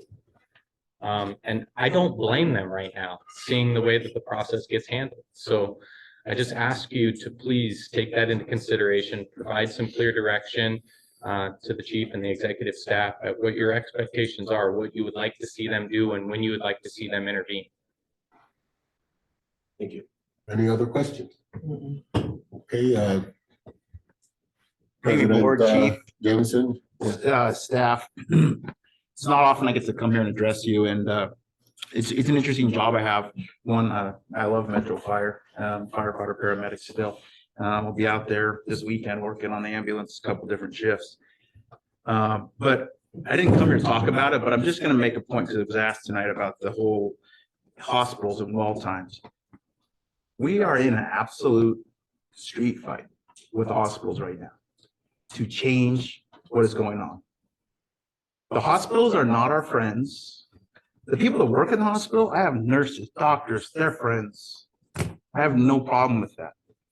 But I'll tell you right now, ask yourself, why does the hospital council of Northern California meet with a city council member of Sacramento City and then proceed to tell them that we get the hospital and we take our time, we hang out and we talk, we leave, and maybe we're not in a hurry to get out of there. What they're building a narrative against us right now, against AB 40, that we're out there. When I talk to the assembly members that represent our area, the hospital is not our friend on this. So I don't want to be partners with them. We got to work with them, fine, but They could have come through a long time ago. It was 2018 when we met about the mobile integrated health the first time at 522 with myself, Chief Mo Johnson, 2 members of Sac City, and the hospital council. How long did it take to get the $1 million for the one rig? Give me a break. It's ridiculous. I don't usually get that passionate, but I'm tired of this hearing about this. We have to get motivated together. The other reason I came here tonight, my job is interesting, right? I meet with everybody. I meet with city council members. I meet with board of supervisors. We're trying to be involved wherever we can. The first time we're sitting down with the public health officer, Dr. Kassir, Deputy of Health Services, Tim Lutz. Why are we doing that? Because we want to have a say. The labor wants to have a say in who those people that oversee us are. We don't work for the county, but they have a lot of say in what we do. And I'm tired, and our members are tired of not having a voice. And so when we are out there working and we're having ideas and we come across an idea, we have a great partnership with CSD and Elk Grove, where we helped pass a measure down there where it was public safety, parks, pavement. It passed. The city of Elk Grove is going to give money to CSD to augment their staffing. So I thought, well, that's a great idea. You know, maybe we can repeat that. So I went to Rancho Cordova City Councilman. And I found one who was very interested and was willing to be a champion. We brought it here. I thought everyone would be excited. You know, we got stonewalled. It got put in. There's no backing. You know what, though? Because we have relationships, it's still alive. And so my hope is tonight, everybody gets motivated on that piece. And if we have an opportunity, I hear about budgets and funding and all this other stuff, and everybody talks about it, but we have an opportunity and it might not go through. But let's be part of the solution. And let's not work against each other. And I guarantee, like, we all have different lanes, I get it. And if I find an opportunity out there, or we find an opportunity at 522, I work here. I want the best for this agency. So I know it's a lot of long-winded passion, but I am passionate about this stuff. I'm out there every day. I'm on the street too. Not many union presidents are on the ambulance. And so when I get to see that firsthand, I see what our members are going through. I see what the public is not getting. And it's funny too, I can go on, but this is a bipartisan issue. I mean, my Republican friends in Placer County are fighting on our side on AB 40. This is great. I mean, people are sick of it. They don't want to see public funds being used to help the hospitals. And we all know there's a partnership, but I'm over it. I'm ready to fight. So I just want to tell you guys all that. So thank you if you have any questions for me. Thank you for your passion. Yes, we have Director Sanders. The next time AB 40 comes up at the Capitol, please let us know about it so all of us can. April 18th, there's going to be a hearing. What time? Same room? I think I can't remember yet, but I'll have to get back to you. Okay, thank you. April 8th, that's next week. 18th, yeah, Yeah, Tuesday. next week. Yep. Thank you. Anyone else? Friendship with the nurses. I love the nurses. That's not a problem. Thank you.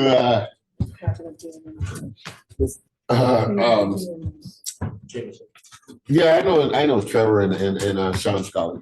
Thank you very much.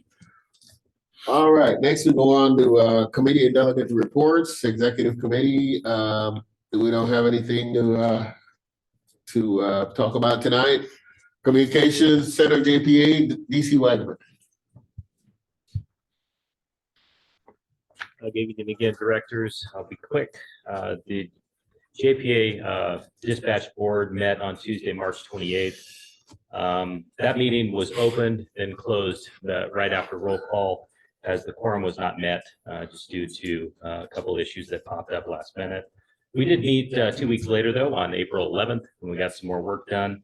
In attendance, AC Wilson, DC Williams, DC Quibble, and myself. There were no action items, but 2 consent items were moved to action just to provide some additional dialogue and answer some questions for fellow board members.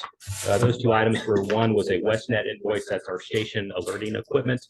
Recently, the comm center obtained a grant to replace some of the radio systems. Those radios required some customized cabling from this WestNet company, and that's what that invoice was for. The grant did not cover that, so it's one of the items we wanted to discuss to make sure that we get afford it. That was unanimously approved. Item number 2 was a maintenance installment for our CAD system through Peraton. It was a prearranged installment under contract, again, unanimously approved. Our next board meeting is going to be on Tuesday, April 25th at Consumnes CSD Administrative Services, 2280 Elk Grove Boulevard. End of report.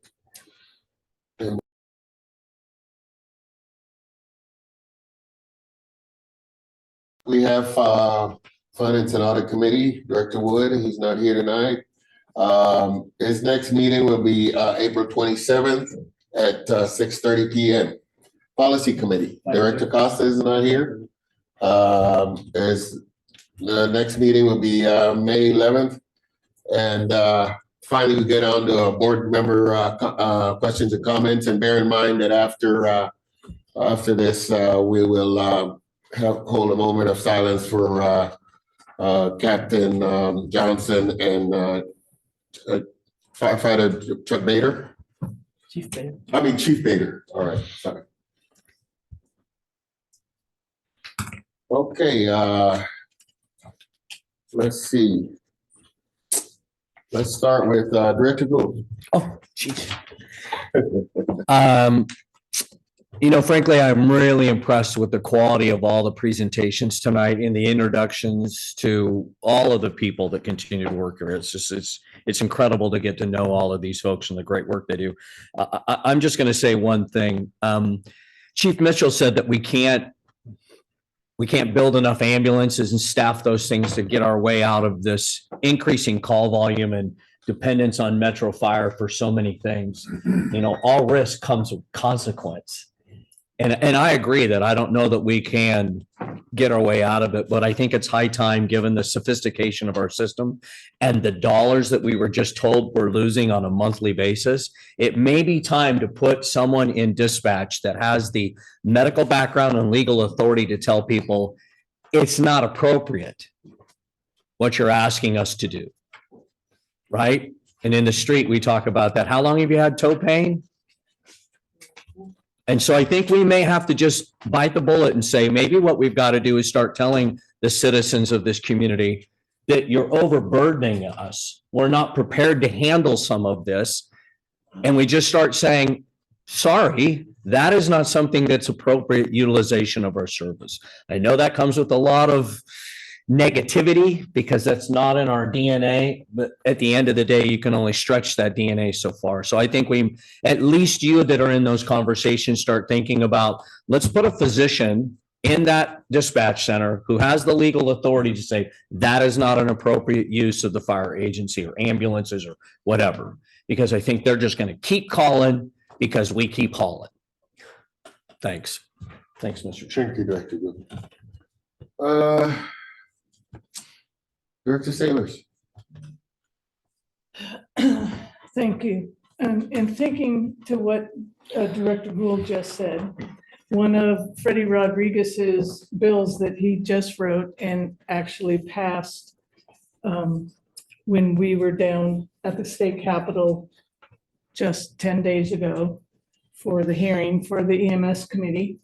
It is an educational bill for the general public to educate them on what is an appropriate thing to dial 911 for. So hopefully that hits the streets within a year or so and gets off the governor's desk soon. I cannot remember what the number is on that AB bill is, but I too was thoroughly impressed by all of the presentations tonight. Very well done, very professional. I just can't say enough about the level of proficiency that everyone does. And I'm losing my voice, so I'll end it there. Just thank you, everyone, for all of the great work that you do. And to everyone out there on the streets, I know you're overworked and you're tired and you're stressed, but please keep doing the great job that you always do out there. Thank you. Thank you, Director. Director Sheets. No comment. Okay. Director Rice. A couple of things, Dave and the finance staff, thank you so much. That was great and really appreciate you guys. And it made me sit here and I thought, you know, out of all the things that I did when I worked for Metro Fire, how much of a thanks I owe to the entire finance staff, past and present, because I never had an issue with my paycheck, except the time I lost it. But I just want to thank you for what you do. And it is one of those jobs that not everybody can do it. And not everybody has the training and the heart and the desire. So thank you. And it was a great presentation. Keep it up. And I kind of chuckled when the pride that came through of we're separated from the county on payroll. I like that. Good job. A couple of things, just a lot to digest in here. And I'll start with this. This has been a really hard week. Lost 3-4 friends. I sat knee to knee with Mike Johnson for almost 20 years. And firefighters today, no matter where you work, benefit from the work that Mike Johnson did. So that's a hard loss. Chuck Bader was a cool hand and a calm head in the early 2000s when I, as a young union president, had to deal with some really significant issues. And I thank God for Chuck Bader and his leadership and just his insight and his calm in a storm that was not good. And then a couple that nobody here really knows, but Modesto Fire lost a fire captain, Doug McCullough, to cancer. And a friend in Riverside Fire Department, I spoke at his service this afternoon in Riverside, Tim Strack, died of a sudden heart attack. And so I guess part of it is as you get older, this job comes with a lot of risks. And the people that work here readily accept them. Some they don't even know. I'm older and I've done it and I've seen a lot. We've got to get a handle on our workers' comp, Chief. We've got to get a handle on it. And I know you're working on it. I'm not going to throw a fit about it, but I want to dig in. I know we can get a handle on it. A couple of things that were brought up legislatively. I had the privilege to be invited to speak at the Fire Districts Association of California conference. It was either the end of March or the 1st of April. A lot of discussion legislatively, much about EMS. And we talked about AB 1168, which has to do with 201 rights in the city of Oxnard as they departed the JPA. The LEMSA declared and so far has upheld that they lost their 201 rights when they exited. There's a lot more to it than that. And so there's a bill trying to correct that for the future. It's a tough one. And the Cal Chiefs are very involved in that. The other one is, it is AB 40. That testimony on that bill is April the 18th. I will be one of the lead testifier giving testimony on that. That partnership includes fire-based EMS, private-based EMS. This is all of us. And the interesting part is the initial discussion was a 20-minute time standard, which I don't care. I don't understand why we can't do instantaneous pass on like we've always done for years and years, but we can't. And there's battles going on right now. We should raise it to 30 minutes. We should raise it to this. We should raise it to that. That's taxpayer money that people are talking about now. And, that is going to be a big battle on that one. So participation there is very, very big. I appreciate Vice President Battalion Chief Cole and President and Firefighter Paramedic Jameson both have been really leading the charge on that around the Sacramento area, along with a number of their peers. And I think that's really critically important to be in part of that process. And they are making a difference. The second one, and I also attended a joint meeting of FDAC leadership and Cal Chiefs leadership right here at Metro Fire Jeff, when was that? Last Friday? Friday.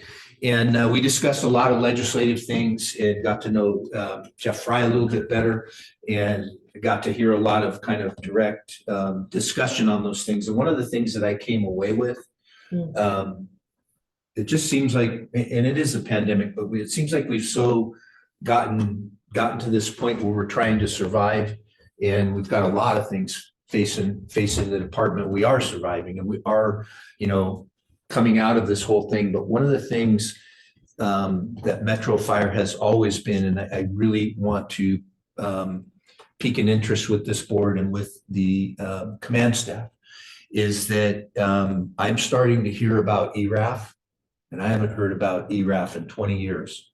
And that there is a discussion about maybe it's time to look at a legislative shift. Jeff and I kind of sat there silently, had eye contact, because we know what that means to this organization.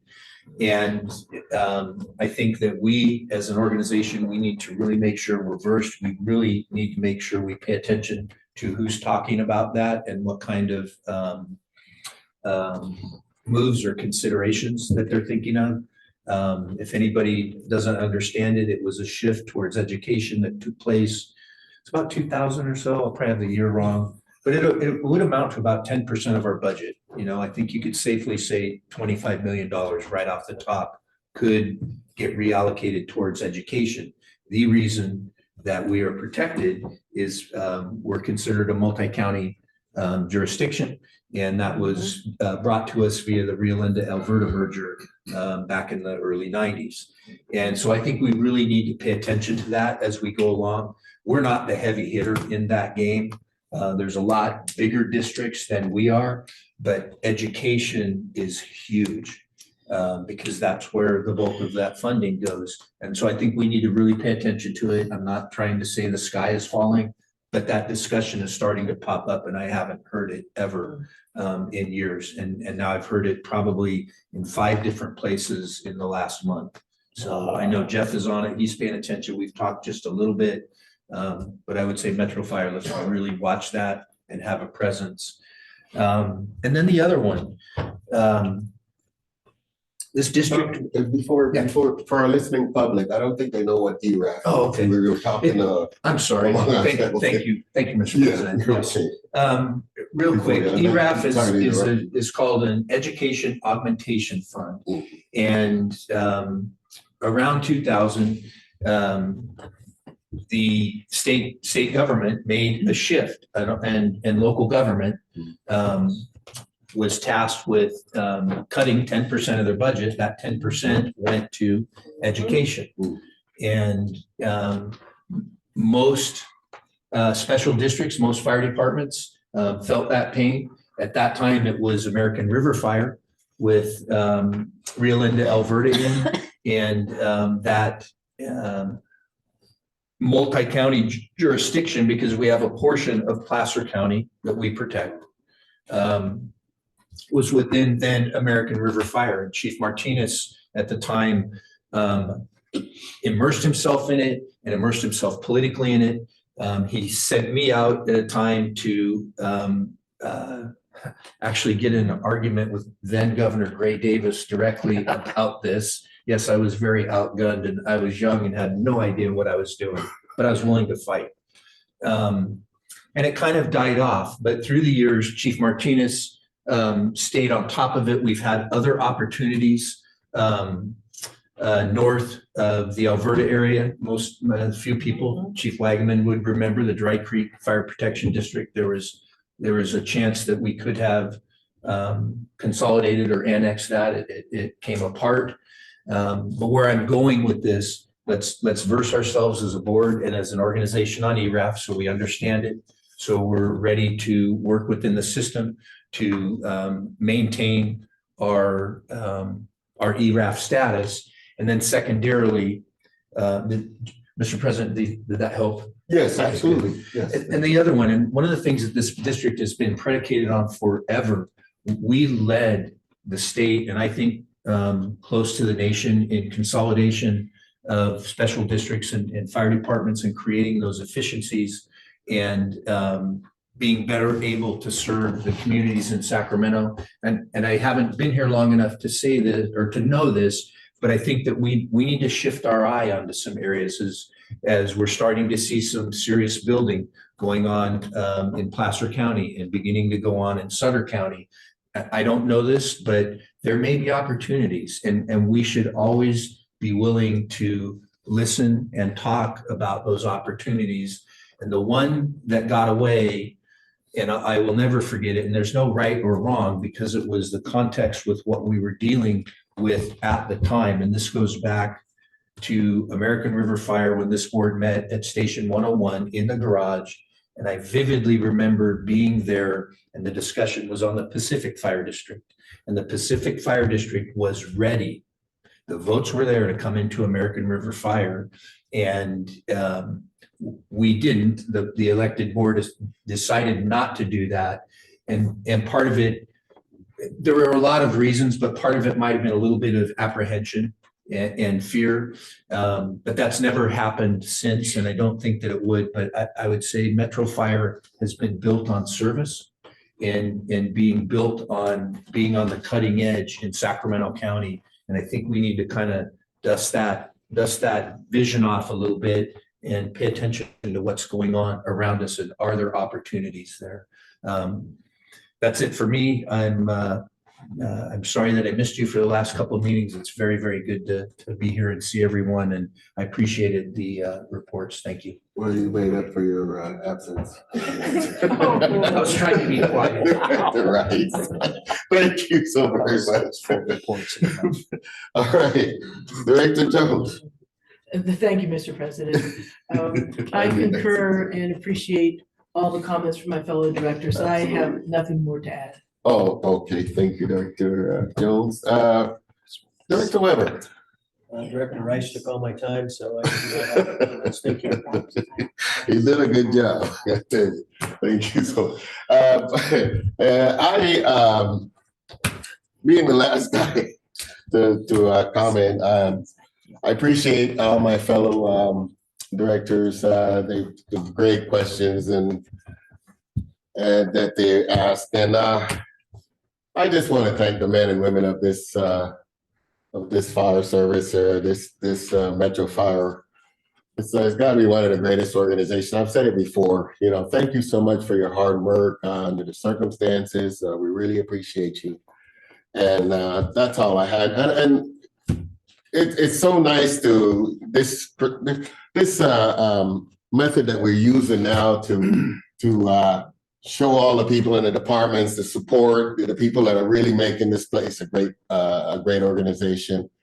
It's so nice. In the past, so like you said, this place runs like a top, and I got to tell you, we don't meet a lot of the people that are making it happen. You know, and this is so appreciated that the department, the deputy chiefs are bringing together and letting us see the people that are really getting a lot of stuff done, because that's behind the curtain. These are the guys that are making the place tick, you know, and you know, supporting the people out in the field that are doing such a great job in suppression and you know, the medical services and so on and so forth.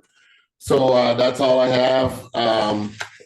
Let's go into before we go into the closed session. While you're all here, we'd like to have a moment of silence for all the aforementioned fallen soldiers, if we can call it, if you will.